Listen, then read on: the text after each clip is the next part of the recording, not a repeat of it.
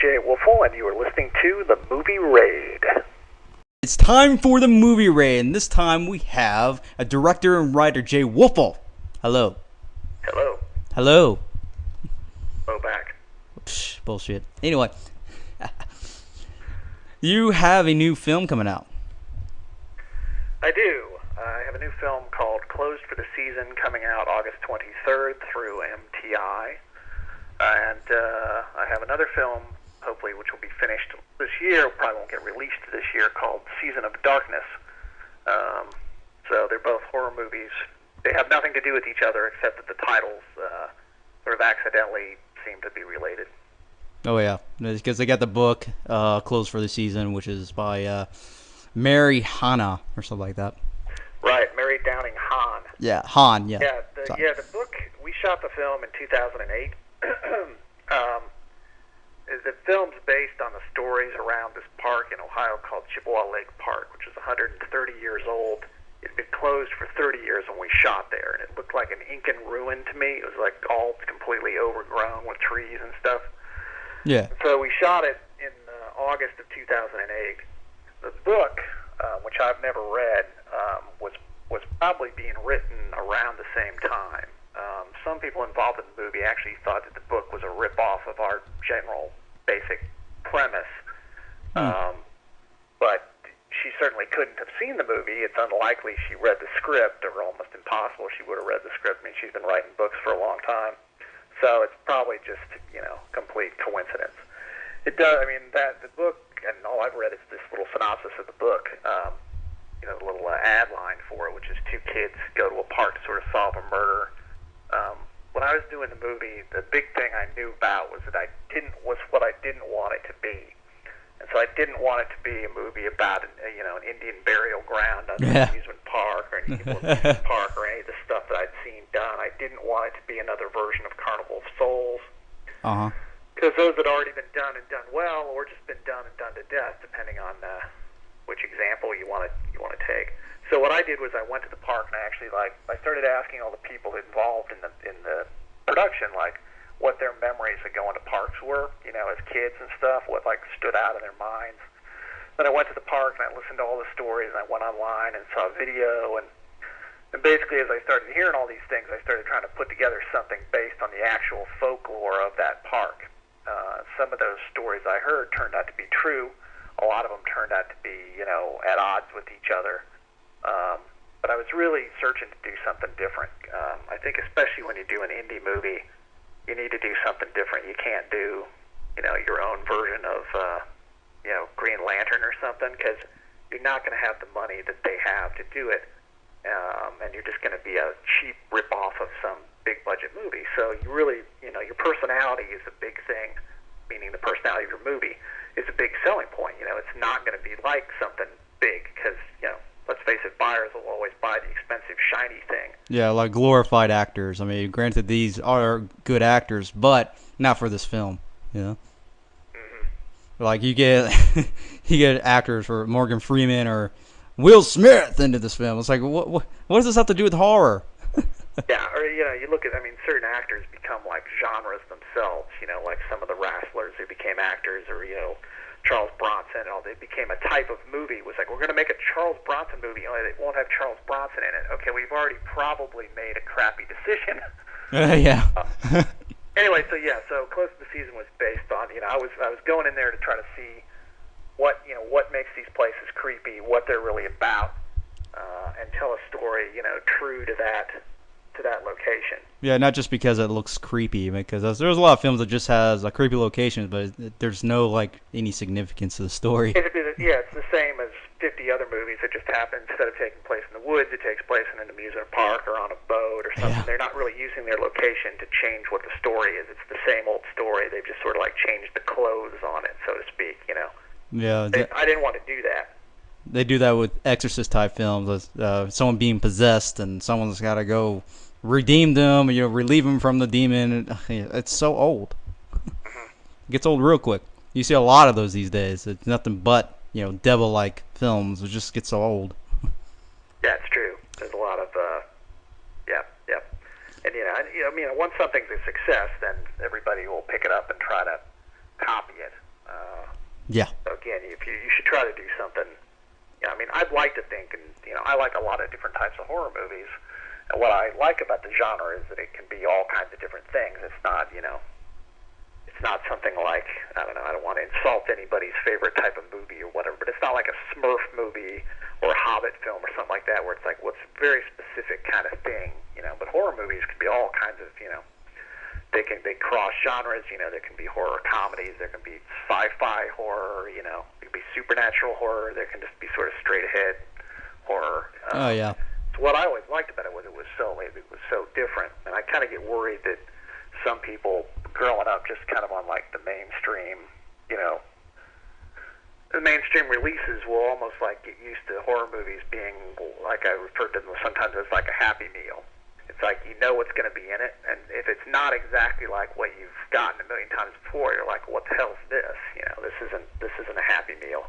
Yeah. That's not what I love about horror movies, and so when I make them, especially if you're making one, I've worked for Charlie Band, I've worked for people who had a very kind of more limited, I don't know what you want to call it, limited amount of, you had limited freedom. There was like, here's what we're making, and then you sort of like do the best you can within their limitations. Yeah. You still try to make the best, movie it's going to be, but it's sort of pre-sold. It's a kind of a package. Yeah, without some restrictions from a big company that you got a contract with. Oh, you got to do this within a certain amount of time. Oh, really? Yeah. So when you do something on your own and you have a chance to do something different, I would hope you would. After so that's what I try to do with these two movies. So it's both of these movies. I like films where you don't know how they're going to end when they start. However it ends, you don't see it coming from the very beginning of the movie. Yeah. Both of these films kind of play with what your expectations are. Mm-hmm. How people react. I showed close to the season at a bunch of different conventions so far. I re-edited it some after we showed it initially. But it's interesting, and some people really, really get into it. But they're like, oh man, this isn't quite like anything I expected. And sometimes they say that in like a negative way, which to me is just horrifying. It's like, oh, geez, I'm sorry. I didn't mean to screw up. Exactly what you expected it to be. Because that's the thing, like going in, you play with what people expect, then you start to take them somewhere else. So then you're in uncharted waters. You're like, oh crap, I don't really know what this movie's about. Oh, that's interesting. Rather than going like, oh, this isn't what I thought it would be. Now I'm disinterested. But I don't know. I'll give horror fans still some credit. But I certainly like on a corporate level, like big studios and stuff. They Saw became a whole type of movie. It's like, well, we need a Saw movie, which means we want something exactly like Saw, as little different as humanly possible.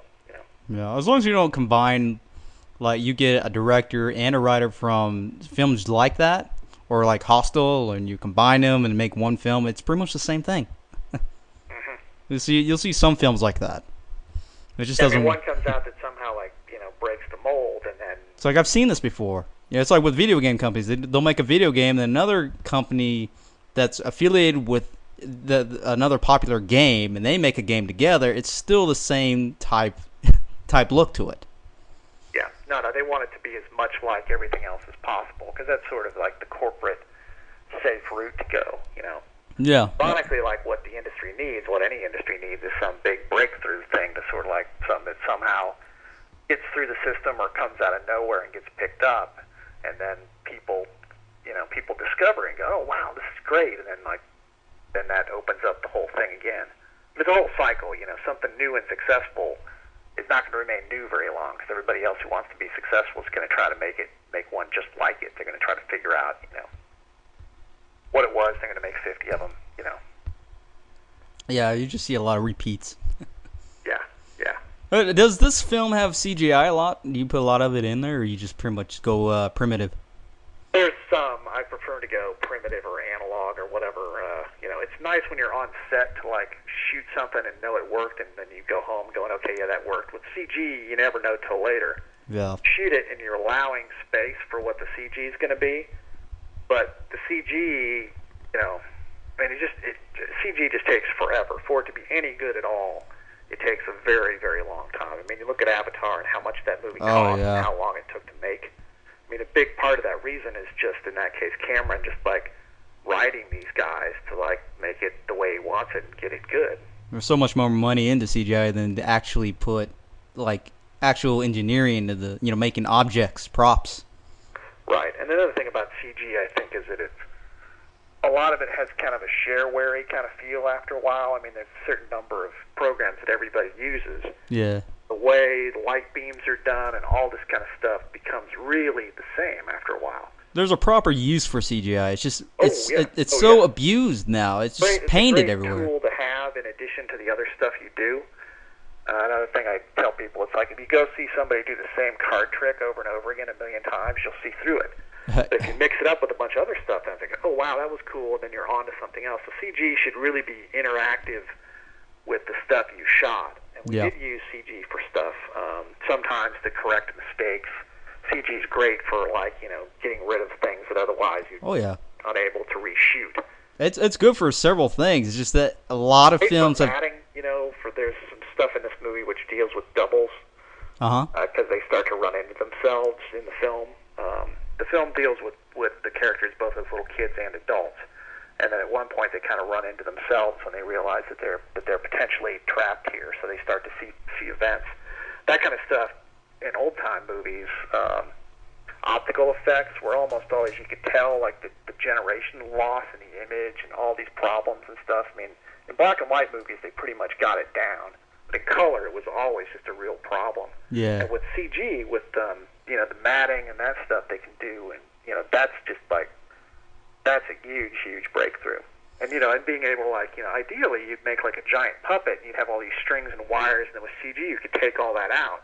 Yeah. You'd have this really kick-ass practical monster, and then you could take out all the operators and stuff. Yeah, which is bad for them. You don't save money with CG. Basically, like when you shoot, you save a lot of money, and then you think like, oh boy, here we go, and then like it just hits CG, and the CG on this movie, there was not very much of it. It still took almost a year for the CG to get done. We were just waiting and waiting on stuff. Yeah, it's like it just makes you wonder. It's like, is it really worth it to put so much CGI in one film, and yet you could use that money for other stuff for the film?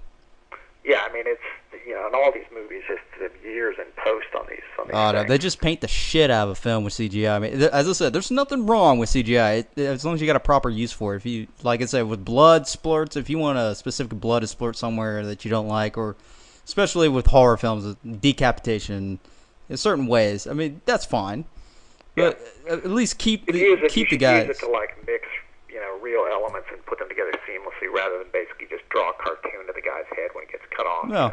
At least keep the guys that actually make the molds of the heads, and a lot of like Tom Savini's work. Mm-hmm. And then if you have practical things on set, and it the way it interacts with the light and all that stuff, then the CG guys can look at that and make the CG look like the style of the rest of the movie. Where if you're starting just completely from scratch with something, you deal a lot with what lenses to use, because you choose a lens for the 3D object you make, and most CG guys have no idea of what things are like in the real world in terms of filming something in the real world, like how light really reacts with stuff, what the lens choice does to the way things look. Because more than once I've dealt with CG guys and I've said, okay, let's go in and change the lens to this or that, and they do it and they go, oh wow, this looks totally different now. It's like, yeah, this is the same type of lens we shot the rest of the scene with, so now when you put it in there, it's going to all stick together better.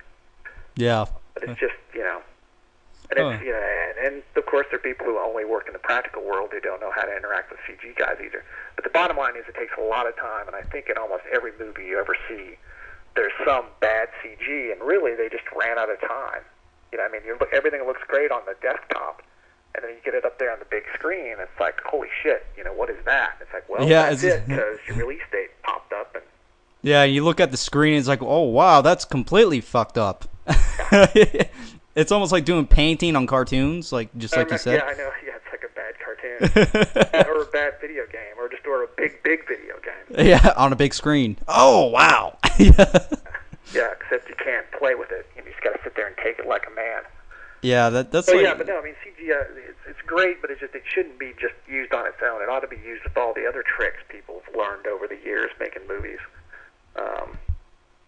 And basically, movies now, the whole film is essentially CGI. They take the whole movie, whether you shoot on film or you shoot on HD, and you go to a digital intermediate. So it basically goes onto a hard drive, and then somebody's in there jacking around with it like Photoshop, and then it's output from there. So the difference between film and video becomes less and less because it all basically goes to kind of a digital, quote-unquote, video.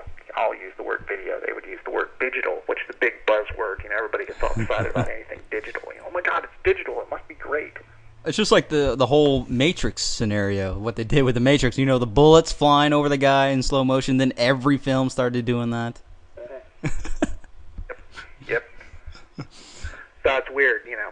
And usually CG stuff, like, hopefully looks better in the movie than when you look at it as stills. I remember you get, like, Cinefex in these magazines, and you look at stills, and you're like, oh, this doesn't look so great. You see the movie, and a lot of it looks really good, you know, but as soon as you stop it, you can kind of pick it apart. You see what's wrong with it. Yeah. Do you think, like, big budget films, is it really worth having a big budget film, or do you really prefer kind of a minimal or low budget film?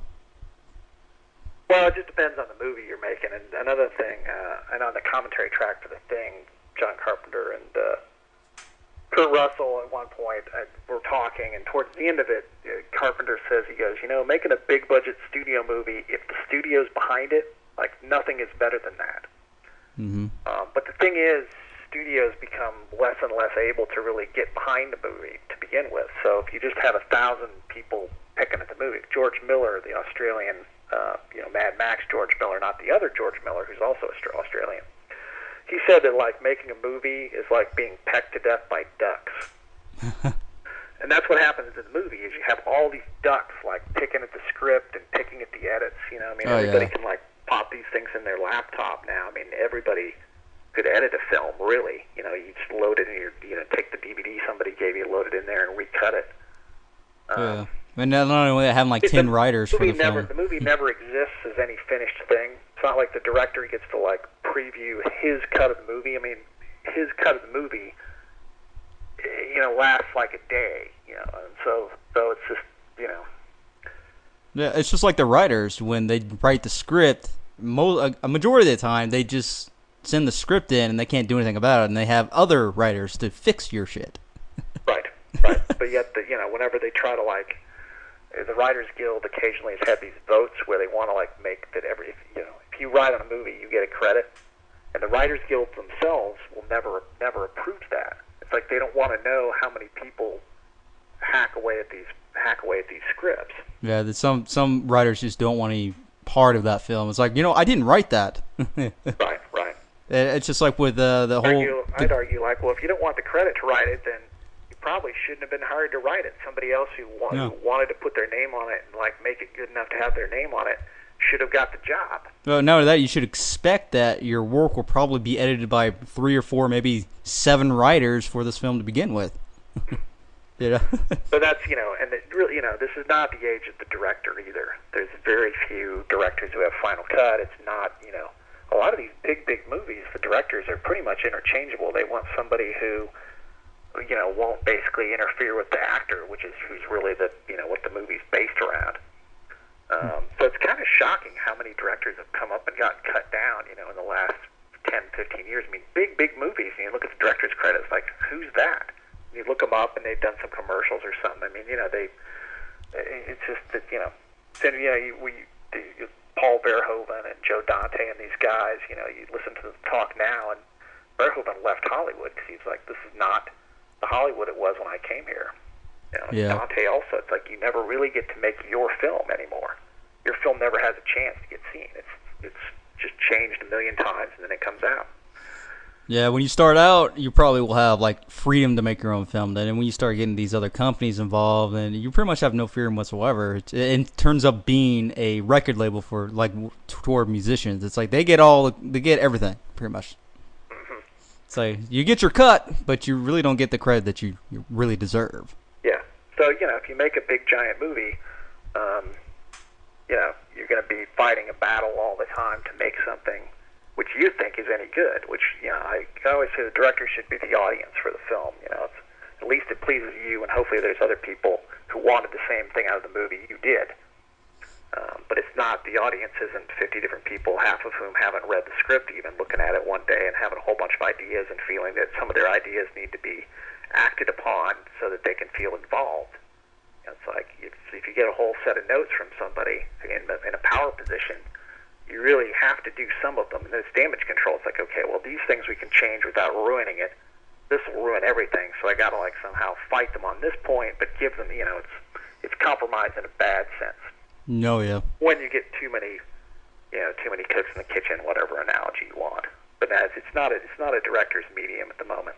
With a smaller film doing it indie wise, it has a chance to be that. Is it equally as is it pretty much a problem in just like the same way as you're writing toward your acting or directing? Sorry.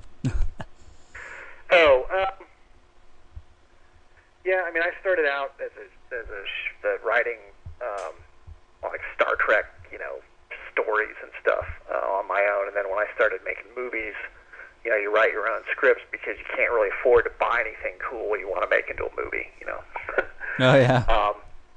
So when I just wrote stuff, and eventually I did get my short stories published, like in the last, it's been about 5 years ago since I tried, because there's very little money in it, sadly.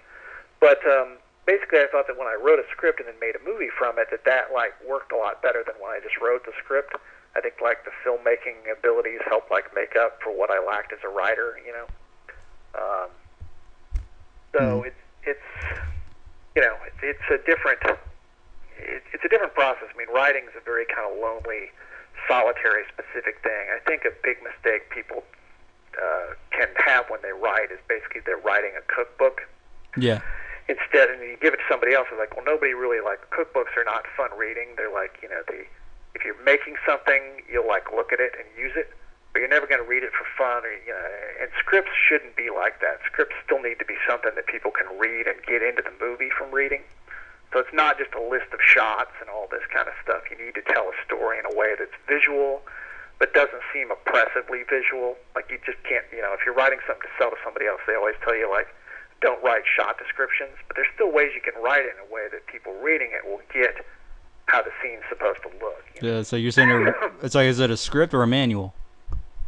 Yeah, it's a script. It's a story you want to get somebody excited in, to work on, both actors and every other way. And when you're doing rewrites for people, sometimes you find out that it's really about the verbiage.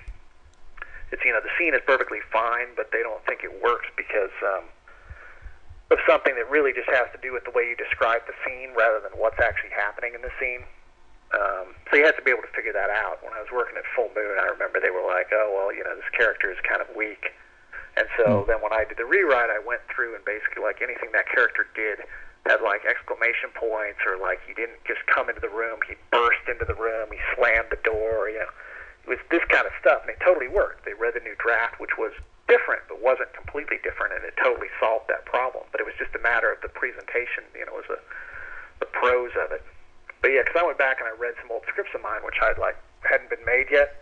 So I read them, and I was like, well, this is like really hard to read because I'd forgotten how I wanted it to look. Yeah. It's like after a while. What the hell is this? And I went back and read some of my short stories, and I was like, oh, well, this is kind of exciting. So what I need to do is apply that kind of writing style to a script, and not load it up with a bunch of crap that's, can't be turned into a movie. But then when you direct a movie that you wrote, the thing I try to do is, if I'm writing it specifically for a production that's happening right away, you do write it in a way, hopefully, that's like sort of production friendly. And sometimes when you're shooting it, you get kind of cavalier and you come up with these ideas of how to stage things. And what almost invariably happens is that, like, you had a really good idea when you wrote it, and on set you're kind of like half-cocked and tired, and you like come up with something you think is brilliant, and then you find you've like shot yourself into a hole. Yeah. Well, now I can't. Now I got to shoot all this extra crap because I did this. Yeah. The way it was written to be done a certain way, and now you basically like created a whole bunch of work that sometimes, So you need to respect the writing, even if it's your own. You know what I mean? Just because you wrote it, you shouldn't assume that that you know better now, and you can just throw it out. Yeah, it's just tough if you're directing a script somebody else wrote. You have to like read it and get into it so much that it seems like your own. Well, especially remakes. Oh, horror remakes. So yeah. Oh yeah. Nightmare on Elm Street, Friday the 13th, Prom Night. Yeah. Buried Alive. Sorority Row, even. Yeah. Everything, man. Because especially even toward the actors when they're playing a character like that, like I said, like Nightmare on Elm Street, playing that character that's been so iconic and so it's been there for years and years, and you're just not playing it for the first time. Mm-hmm. Yeah, I mean, Hammer films, I really like Hammer films, and those started as remakes, and those are still really good remakes, but it's sort of like, I don't know, I mean, there were several kind of big leaps that Hammer was able to kind of take at the time that I don't think CG is as big a leap as color. You know what I mean? Yeah. But it's been a long time since people have done, remakes are not easy. And it's been a long time since there have been almost any remakes which I thought were any good at all.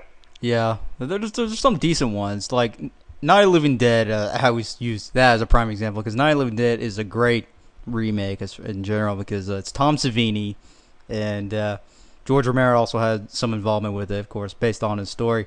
And it absolutely fit perfectly if you were to compare the original to the remake. There's a lot of, really, if you want to compare, it fixes the problems from the original. But there you've got some of the same. Well, you've got Romero redoing his own. Yeah, you got the same characters and everything, but it's just actually a little bit better, because if you look at the original, it's like, well, that character really shouldn't be doing that. I mean, why did this character do this? Or it's like the scene where they're throwing Molotovs out the window. It's like, why are they throwing Molotovs out the window? They could, they could bolt that. It's like they're blowing up the cars and stuff. It's like, where'd you fill up the cars with that or do something? Yeah. The first movie though still has sort of its own kind of weird thing about it. But yeah, I mean, you look at it, it's like it's technically kind of crude, and like all those newscast things are pretty badly done. I mean, they had so little money. Yeah, you forget about how much of that newscast stuff there is, because you watch the movie on TV and there's a couple cool scenes, and you start sitting there. When they get in the house, and they're just kind of watching TV. It's like kind of a slog there for a while. But, yeah, I mean, with remakes like that, it's like with this particular remake, it definitely points out, more in depth to the characters and the situation than what you see in the original. Even though the original at that time was in a rough time, because that's when horror films were. It's like the new hip thing, the new thing that no one knew about. Mm-hmm. Yeah, horror films were the big indie, the big indie breakthrough, movie. You could make them cheap and they could make a lot of money back, and everybody always loved that. I mean, yeah, the whole .com bubble, the whole excitement about that was that some people were making some money online. So then all these studios and stuff, everybody thought you just create something and call it .com, you're going to make zillions of dollars, And then later on be outdated within, 6 months? Right, yeah. And then that 6 months is going to become 3 months. And yeah, that's the cycle. The appetite for stuff getting digested and turned into nothing, happens more and more quickly. Dawn of the Dead is actually not a bad remake. Good remake, I thought. But the thing which happens now with, in that movie, and since then, is that, zombies are basically just something safe you can, shoot. Yeah. Really a threat. They're basically just things you can so you have all this violence in the movie, but it's meaningless because the zombies are just literally like meat puppets. Yeah. In Dawn of the Dead, the most of the violence done to people is the guy in the truck, the chainsaw killing people. It's like, whoa, holy shit, because the zombies just lose. It's just it's a safe way to have a lot of violence in the movie, but it doesn't mean anything because you're really not killing or threatening the main characters. It's just a lot of action, and it's more action than violence or horror or suspense, really. Like the original, it's a survival type film. Yeah. They're trying to find a situation to get out of what they got themselves into, and technically they can't get themselves out of it in general. They just got to have a breath moment just to escape the situation, mostly.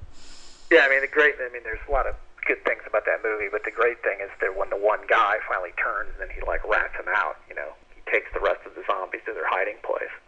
And that's all because you knew that character. You set that character up initially so that when that happens, and that also is something you hadn't really seen in a zombie movie before at that point. Yeah, and then you also got films like The Thing. You see the original of that, and then you see John Carpenter's. Oh yeah, in that case they had an original story which essentially hadn't been done by the first film. Yeah. So they went to that, and they had source material which they could do. And Campbell's a really good writer. I've read some of his other stuff, and his stuff is just loaded with ideas, and so that was the big saving grace there. It's we're going to remake this movie, but hey, look at this. The source material was essentially not touched. So the original movie is essentially like a flashback in the movie. The interesting thing to me is they watch that on black and white TV. It's like black and white video, so it's almost like they're watching the original movie. When they look at those tapes. Oh yeah, the remake of The Thing those are the scenes from the original movie. The thing with the thing under the eye twice and that stuff Yeah. to remember. Definitely, because the remake of The And, Thing, you know, it's they definitely had a lot awesome. of money, and, you know, since Carpenter was considered to be, like, the next hot thing and stuff, they, like, left him alone. He had a, you know, large budget. And, of course, the movie came out the same year E.T. did. And one of those two movies was going to be a big hit. And I think Universal thought that The Thing was going to be the big hit. But E.T. was, and, you know, I think The Thing is really a better movie than E.T. in a lot of ways. Yeah, like the remake of The Thing is so good. You know, it was two completely different takes on an alien thing, and one or the other was probably going to get embraced by pop culture, and it turned out to be the cute alien, you know. Yeah. So there was just no room for the other movie. Yeah. And that also came, you know, had a, you know, Rob Bottin did a great job, and they had a lot of money and a lot of time to do the effects, because effects always take time, because half the time they don't work. Mm-hmm. But yeah, I mean, yeah. Yeah, it's like the remake of The Thing. It's more definitely more horror, like scare the shit out of you type horror. It's like because the characters themselves, they don't know what they're getting themselves. But the original, it's like it make it seems like they've been through that situation before. They're just drinking, having a good time. Oh look, there's a thing. It's outside the door. Okay, go over there. I'm going to get my shot right here. Yeah, it's true. It's just another kind of annoyance for them. But then the remake, it's like, wow, you know, they're really petrified. They don't know what's going on. They don't know who's who. What's happening? Is he the thing? Is he the thing? You know, run, shoot his ass, run, blow him up. You know, but that's what made that film, you know, so awesome, more in depth. But you definitely got to appreciate the originals, no matter what, how cheesy or even if they're not that great. You got to appreciate the original. Yeah, it still has its own kind of energy to it. The score is kind of cool. And Well, put it this way: without the original, there wouldn't be a remake. But yeah, there'd be no name brand that somebody would embrace. And Someone without that original film, no one would remember that, you know, those iconic moments. Mm-hmm. All right. Speaking of which, it's like, you know, independent films. There's a lot of them are just not making out there like they should. Some of them hit the shelves, like your major branch of video stores. Some of them actually hit the shelves, but really, really don't make it as far as popularity goes. What's your opinions on that on independent films that's not like going out there as they should? Yeah, I mean, there's not shelf space. There's less and less video stores, which is where if your movie got in there, it was sitting on a shelf right next to everything else. So if you went in and something else was rented, you know, those other films were sitting there. So it's like either get nothing or you give that a try. Yeah. Kids films, like they're developed a big interest from kids movies, because kids don't know, you know, Jim Carrey from A Hole in the Ground, you know, when they start out. Yeah. They go into the store and, you know, they like to watch the same movie over and over again, but they want something else. And so they're developed a fairly big, like, home video kids market. And then, of course, like, Disney saw that, and they started making straight-to-video sequels for the theatrical movies because the kids want something else. No, yeah, they're also going when digital. When you get rid of the store, then, like, there's the quality that the store gives you kind of vanishes. Of course, then there's the Internet, but the Internet's such a just big wash, you know, of like now that the majors are interested in it, they you know, advertise the hell out of the big movies, more so even than a video store could. So basically your indie movies buried by all the banners, you know, that they buy on all the websites for all the big movies. Yeah, a lot of them are going digital now as far as the independent films, and it seems like that's like their only revenue at this point because they just can't get those on the shelves for people to actually see it. Right, and the thing is that the streaming and all this stuff doesn't really pay what selling your movie to on video, you know, on DVD paid. Yeah. They're just not getting enough money, even if they go directly digital. They just can't get enough money. Even if they like have a low budget film, they're out of money and they go digital, and they're still not going to make it a lot of money. It's just like it's the whole rock band scenario. A lot of bands will do the same thing. They go on digital, sell like a couple tracks on there, but yet they stream the whole album for free. So it's like with films, some of them do the same thing. Yeah, I've forgotten the name of the movie now, but there was this example, and it was not a big movie. These people, I guess they couldn't really sell their film or something, so they just put it up on their website for free, and then they also sold it. So they initially just did it. It's like, well, we'll do this because nothing's happening with it, and they started selling some stuff so people wanted to buy it if they liked it. If you bought it, you got the extras and stuff probably too. So after a certain amount of time, they took the free movie down because they figured, okay, well, now we've established it. When they took the free movie down, their sales dropped. When they put it back up for free, their sales went back up again. Wow. Now, they didn't expect that. That wasn't their plan. They just put it up for free because it's like, well, what the heck else can we do with this thing? Yeah. But, you know, I mean, that's a big, you know, is that what you're going to do with your movie? Put it up there for free because you know people will buy it? I mean, that's kind of a big, you know, leap of faith. Yeah. The whole digital kind of vapor media thing, it's at a scary moment just because the vapor media pays so little for everything, music and all this other stuff. It's like so little compared to what used to be paid, to pick up a movie. It needs to, it's the same audience potentially. It's a bigger audience. That's why everybody's excited about it. But why are you paying $1 for something that you used to pay $10 for? And that's literally what there used to be video chains that would pay $10 a unit, and now they'll put it up on your streaming or whatever, but you get like $1, per time it's watched. That's like $1.10. I mean, that's a huge hit.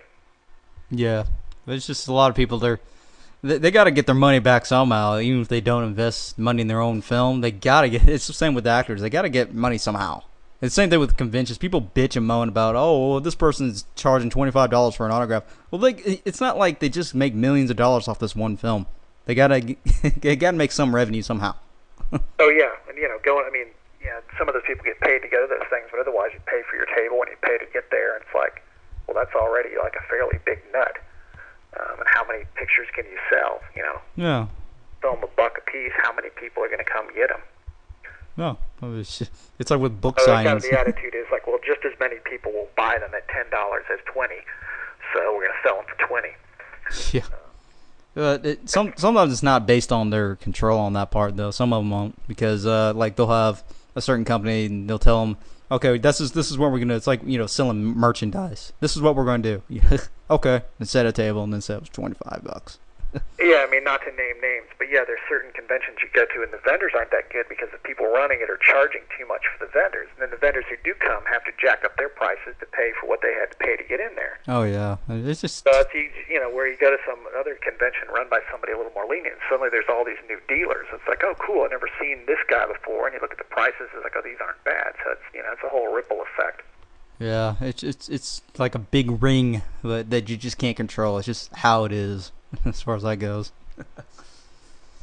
So what do you think the future holds for film in general?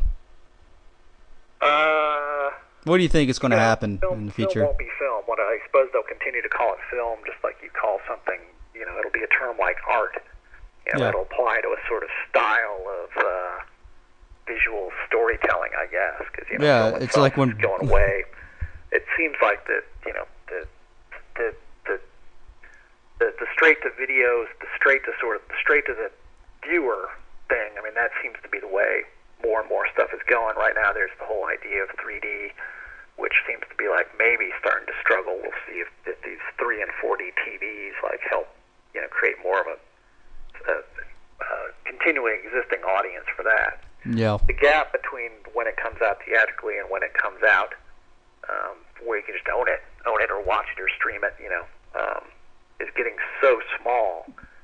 There used to be always this theory that people always go out to a movie because people like to get out of the house and stuff. But of course, like the way society kind of is, you run into people who don't want to get out of the house because it's a scary, thing. It's like, go to the fucking movie theater. Yeah. But even that, oh my god, man, they charge $8, $10. I don't know how much it is now. Probably like $15 just to get popcorn. Oh yeah, well yeah, the theaters can really only make money because the percentages with the film companies are so great that their profit is in the food. So of course that goes up, but they're offering more and more different types of food. Yeah, even the franchise. Look, Friday the 13th. Okay, we're gonna boost up the sales even more. But so it is a matter of like I don't know that they'll be the same kind of sort of like long term like huge fan bases of things which were like. You want to use the word holistic or something, holistically created, like Star Trek.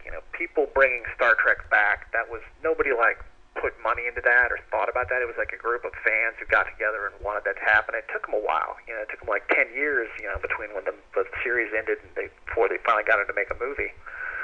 That amount of time is never going to happen with something. I mean, there might be, and I would hope there would be like some movie that comes out that doesn't come out in a big way or like just comes out straight to streaming, and like over the course of 5 years or so, like people get behind it and there becomes like a fan base of a movie that basically never like made it big.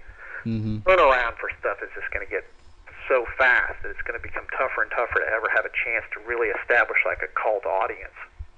You know, today's it's like you got a lot of companies are aiming toward the younger generation because Right. everything's so popish now. You get all these big names here and there, and it's not really a film anymore. You're just slapping shit into a film. Right. I mean, now they basically make certain movies specifically to have a fan base. You know, they're like aiming for such a target audience that it deals with the product placement and everything else about it. So it's a pretty like the Monkees were called the Prefab Four. The Beatles were the Fab Four, and the Prefab Four is all these are like Prefab Four movies. They're like, ooh, this is a cult movie. This is the way we'll sort of we'll go straight to the cult.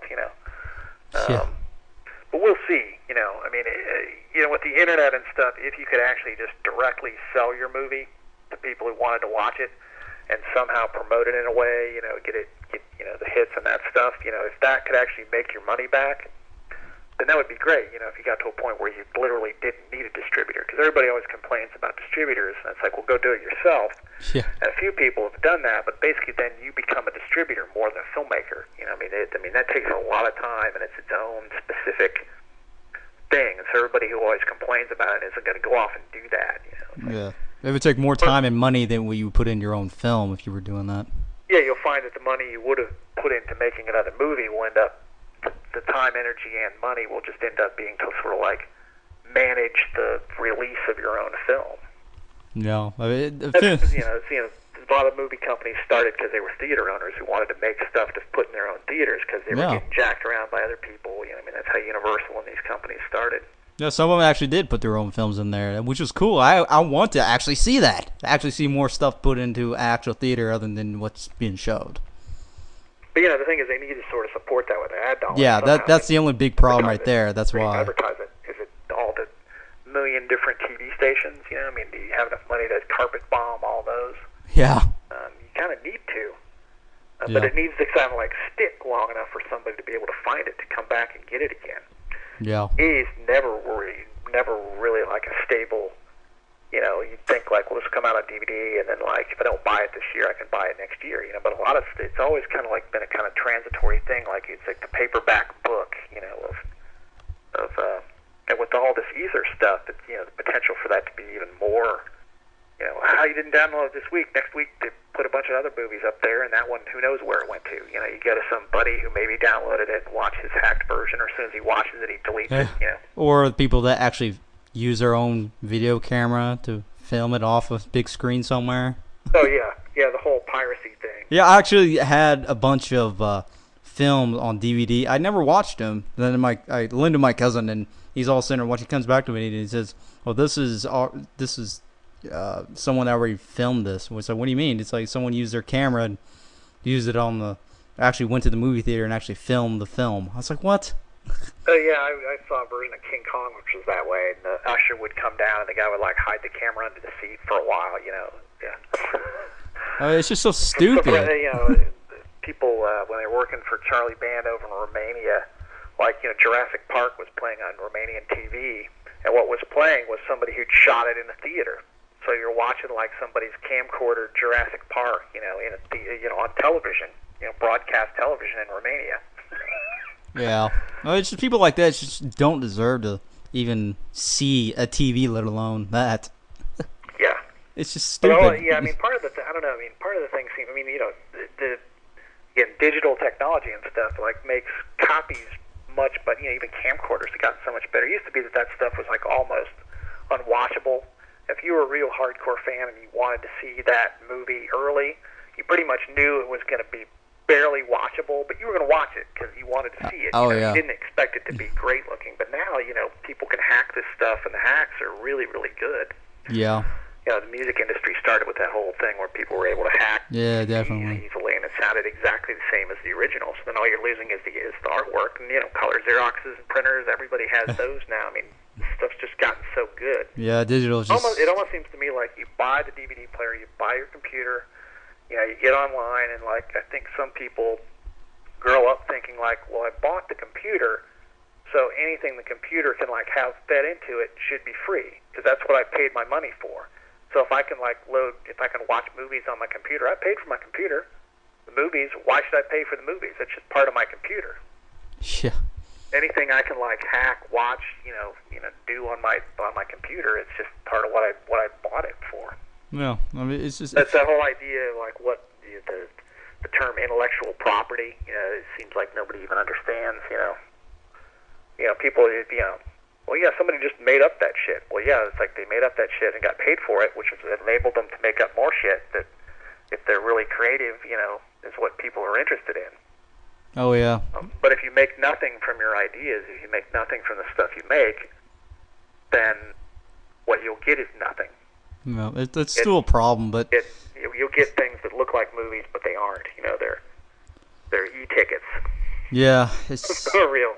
You just, as I said, it's just not all that way, but I mean that's sort of the big looming danger. That it's like yeah, it's just the big corp. If corporate, I mean, and the other way, like if big companies were interested in theatrical releases and like DVD and all this sort of stuff was sort of like they made money off of it, but it wasn't really something they cared to like focus on, then there'd be room for like a lot of like straight to video product and stuff, as there was, when the video boom first started. But now all these, once the big corporations got interested in releasing stuff, TV networks started releasing their own shows online and all that kind of stuff. Then the thing is, and then these big octopus corporations get to take over everything, which means there's really less quality product for people who want to see something different to watch. So they're going to have to, put up with like indie stuff or more crude, production values, quote unquote, if they want to like seek out something different. Or sometimes they just throw that in there just to buy some time. Oh, here, check this independent film, whatever it's called. Here, check it out. It becomes more. Everything becomes like TV. TV, the big grind for that is there's 24 hours a day. You got to have something up there 24 hours a day, 7 days a week. Yeah, TV. Oh my God, TV shows are just pure shit today. It's all just shit. It's nothing worth watching anymore. Yeah, I mean, again, it's like they want to put as little money in to get as much money out. So, of course, the whole reality show thing. Yeah, the so-called reality shows and. Right. They're scripted, but they were able to, they're not even union scripted shows and stuff. It's like they're not even actors, man. Are these real? They're not even real actors. They just hire somebody to play the part because it's a reality. Right. Yeah. They're basically actors playing themselves, sort of.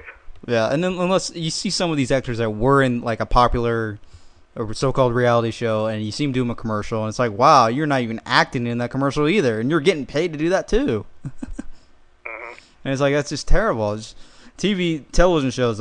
You don't see really good television shows anymore. You see a lot of shows just copying off everybody else. Like you'll see this, especially like cop ones. You see a cop-related TV show, they're copying off another one. New one pops up, they're copying off that one.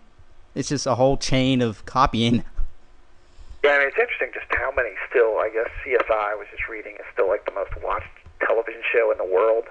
Just how many basically like CSI ripoffs there are. Just like it's the same, magical widget broken match with the DNA on it that like solves the thing, which is not really the way real, police and mysteries work. But it's just amazing the appetite for the same thing.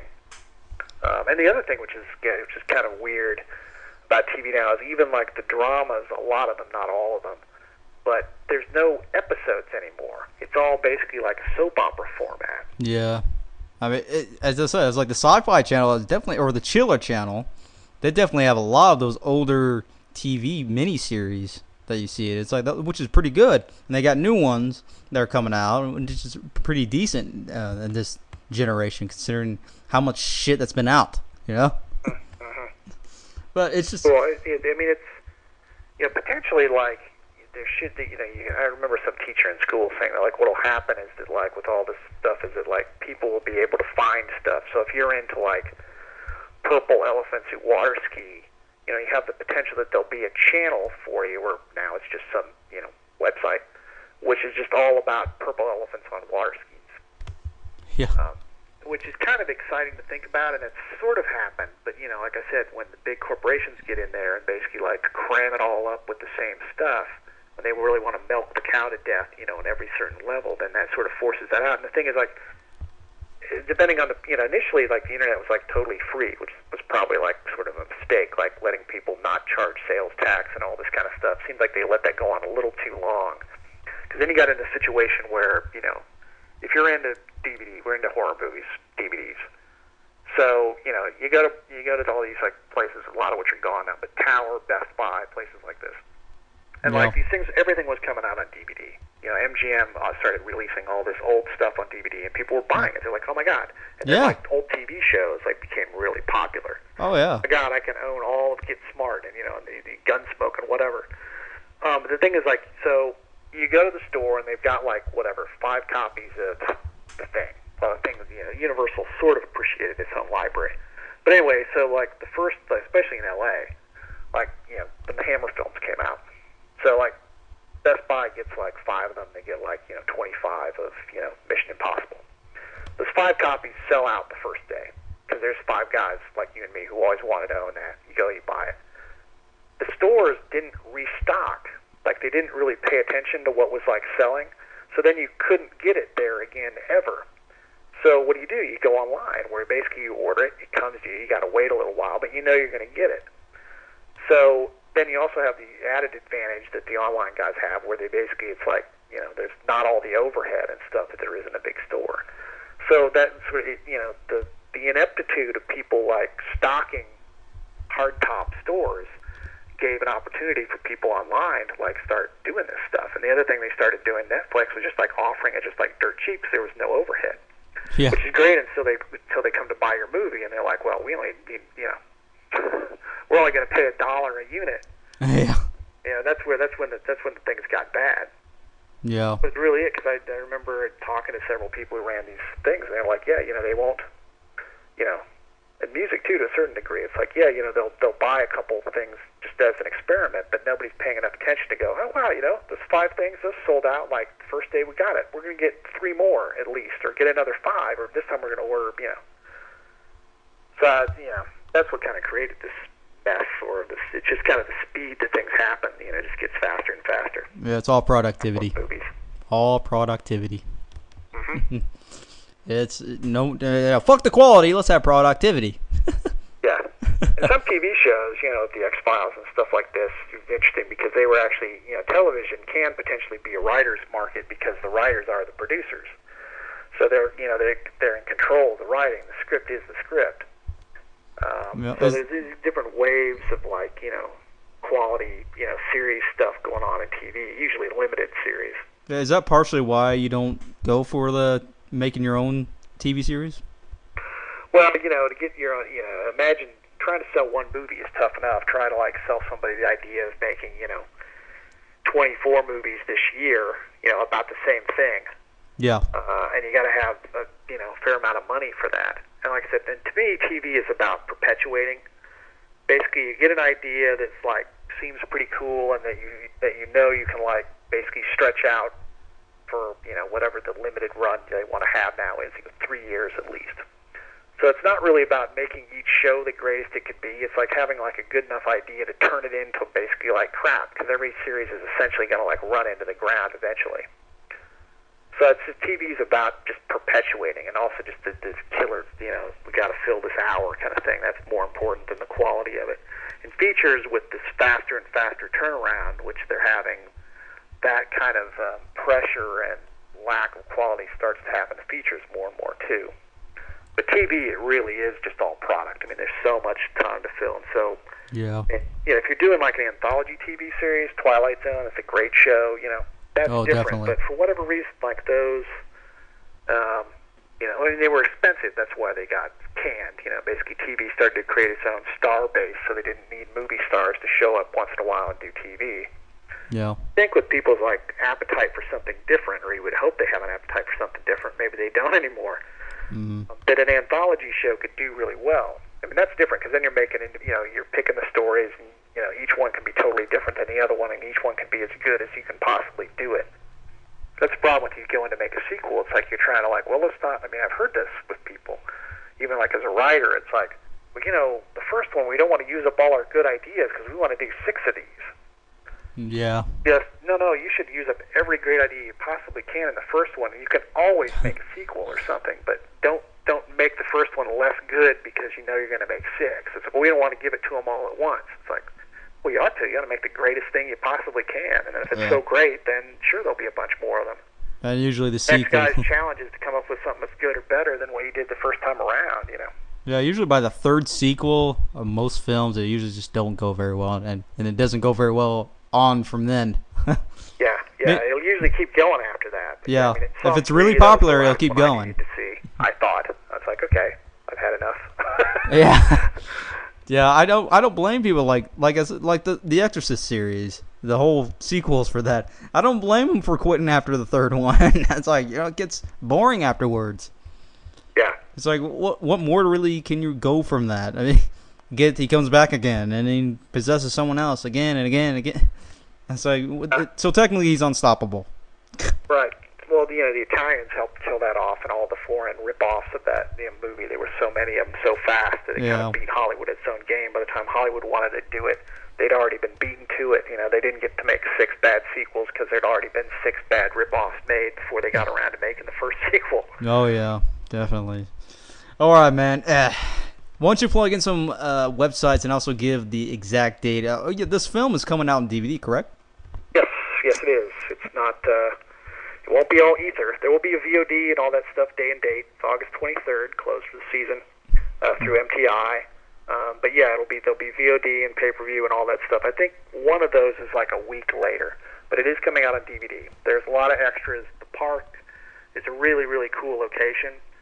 So I've got footage a guy shot of the park like 15 years after it closed and 15 years before we shot there. And I've also got, which I did as a separate little documentary.